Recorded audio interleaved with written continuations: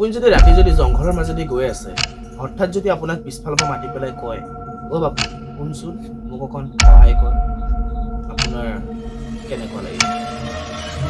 আৰু যেতিয়া আপুনি পিছলৈ ঘূৰি চাই, তেতিয়া যদি দেখে এজন বুঢ়া মানুহ, মূৰত পাগুৰি, হাতত দীঘল এডাল লাঠি, আৰু চকুত এটা অদ্ভুত চাৱনি যদি আপুনি দেখা পায়, আপোনাৰ কেনেকুৱা লাগিব? হয়, আজি মই ক'বলৈ ওলাইছোঁ বুঢ়া ডাঙৰীয়াৰ ওপৰত। যিসকলে আজিকালি লোকবিশ্বাস মতে কোৱা হয়, বুঢ়া ডাঙৰীয়া হৈছে কোনো এটা বেয়া শক্তি নহয়, কোনো এটা ভূতো নহয়, পিশাচো নহয়। তেওঁ হৈছে এজন পবিত্ৰ আত্মা। হয়, বুঢ়া ডাঙৰীয়া হৈছে এজন পবিত্ৰ আত্মা, যিয়ে নামঘৰ ৰখীয়া বুলি কোৱা হয়। আৰু কিছুমান অজান জেগাত ৰাতি কেতিয়াবা আপুনি গৈ আছে, কাৎচিত কেতিয়াবা আপুনিও হয়তো দেখা পাইছে, হয়তো দেখিবও পাৰে, সেইটো মই নকওঁ। যদি আপুনি যদি চাবলৈ গৈছে, তেতিয়াহ'লে তেওঁ ভৰি দুখন কেতিয়াও মাটিত লাগি থকা দেখা নাপায়। আৰু তেওঁৰ কণ্ঠত কোনো মানুহৰ সুৰ নাথাকে, তেওঁৰ কণ্ঠস্বৰ হৈছে বহুত বেলেগ, স্বয়ং ভগৱানৰ নিচিনা স্বৰ।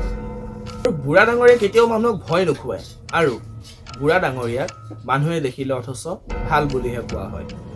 আৰু আজিও বহুত মানুহে কয় যে ৰাতি নীৰৱতাত ক'ৰবাত গৈ থাকিলে, হয়তো ক'ৰবাত গছৰ ডালত, হয়তো ক'ৰবাত নামঘৰৰ ওচৰত তেওঁক দেখা পোৱা যায়।